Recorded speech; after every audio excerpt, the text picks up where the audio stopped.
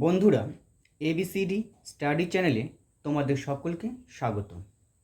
বন্ধুরা, আজকে আমরা আলোচনা করব একাদশ শ্রেণীর দ্বিতীয় সেমিস্টারের বাংলা বিষয়ের জীবনবাদী কবি জয় গোস্বামী বিরচিত নুন কবিতার একটি 5 মার্কের গুরুত্বপূর্ণ প্রশ্ন ও তার উত্তর নিয়ে। চলো বন্ধুরা, দেখে নেওয়া যাক প্রশ্নটি।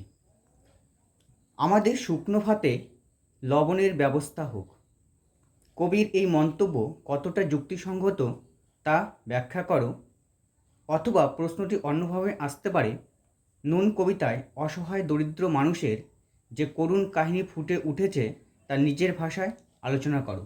যেভাবেই প্রশ্নটি আসুক না কেন বন্ধুরা, এই একটাই উত্তর হবে এবং এই প্রশ্নের জন্য মান থাকবে 5 মার্ক। উত্তর: অস্থির সময়কালে যখন হাজার বিপন্নতার ঝোড়ো বাতাস মানুষের স্বপ্নকে কেড়ে নিয়েছে, তখনই নুন কবিতাটি লিখেছেন জীবনবাদী কবি জয় গোস্বামী। আলোচ্য কবিতায় উঠে এসেছে একটি নিম্নবিত্ত পরিবারের যন্ত্রণায় ভরা বাস্তব এক জীবনচিত্র। এই পরিবারটি যেন ভারতবর্ষের শত শত শ্রমজীবী বঞ্চিত মানুষদের প্রতিনিধি। কবিতাটি অনুসরণ করলে দেখা যায় বাপ ছেলের এই ছোট পরিবারটির চাহিদা নিতান্তই সামান্য। তারা অল্পেই খুশির থাকার মধ্য দিয়ে ইনভার্টেড কর্ণতে লিখবে সব পেয়েছির দেশকে খুঁজে নেওয়ার চেষ্টা করে। প্রাপ্তির ঝুলি চিরকালই তাদের শূন্য। অভাবকে সঙ্গী করে তাই তারা জীবনের পরম সন্তুষ্টিকে খুঁজে নেয়।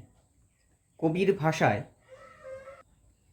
ইনভার্টেড কমার মধ্যে লিখবে আমাদের দিন চলে যায় সাধারণ ভাত কাপড়ে, ইনভার্টেড কমা বন্ধ। তারপর প্যারা চেঞ্জ করে লিখবে গরিব পরিবারটির জীবন অসুখে আর ধার দেনায় আবদ্ধ। এই প্রতিকূলতার মাঝেই চলে তাদের বেঁচে থাকার অসম লড়াই। তবু মাঝে মাঝে বাস্তব থেকে মুখ লুকিয়ে বাপ বেটা ইনভার্টেড কমার মধ্যে লিখবে দু ভাই, ইনভার্টেড কমা বন্ধ, মিলে গঞ্জিকা হাতে নেশার জগতে ডুব দেয়। এ যেন মিথ্যা আনন্দের জগতে প্রশান্তির চোরাবালিকে খুঁজে নেওয়ার চেষ্টা। পরের প্যারা, দৈন্যের কবলে বন্দি এই মানুষগুলির বিনা বাজারেই দিন অতিক্রান্ত হয়, কিন্তু হঠাৎ অর্থপ্রাপ্তি ঘটলে দেখা যায় মাত্রা ছাড়া বাজার। আবার ইনভার্টেড কমাতে লিখবে ক্ষুধার রাজ্যে পৃথিবী গদ্যময়, ইনভার্টেড কমা বন্ধ করবে। হলেও সেদিন বাড়িতে ফেরার পথে তারা কিনে আনে, আবার ইনভার্টেড কমাতে লিখবে গোলাপ চারা। আবার গভীর রাতে শুকনো ভাতে নুনের ব্যবস্থা না হলে অপ্রাপ্তির দহন জ্বালার পাশাপাশি কলহ, চিৎকার ও যেন পরিচিতি ঘটনা। ইনভার্টেড কমাতে লিখবে বাপ বেটা দুভাই মিলে সারা পাড়া মাথায় করি, দাড়ি, ইনভার্টেড কমা বন্ধ। প্যারা চেঞ্জ করে লিখবে যে মানুষগুলো সব বিলাসিতাকে বিসর্জন দিয়ে জীবন নিংড়ানো শ্রম বিতরণ করে, কমা কেন তাদের খাবার পাতে সামান্য নুনটুকু জোটে না। এটা কবির প্রশ্ন চিহ্ন দিবে। এই ক্ষোভ থেকেই প্রতিবাদের ভাষা, ন্যায্য অধিকারের দাবি।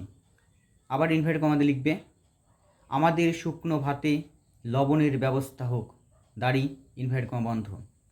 এবার আবার প্যারা চেঞ্জ করে লিখবে নুন কবিতায় রয়েছে শ্রমজীবী বঞ্চিত সাধারণ মানুষগুলোর দুঃখ,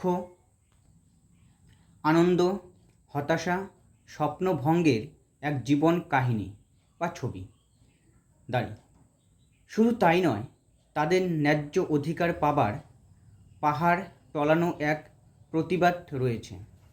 তাই কবিতাটি শুধু বঞ্চিত মানুষের অশ্রুপাতের দিনলিপি নয়, এখানে রয়েছে লবণাক্ত সমুদ্রের গর্জনও। কেমন লাগলো বন্ধুরা আজকের এই আলোচনাটি? কমেন্টে জানাও।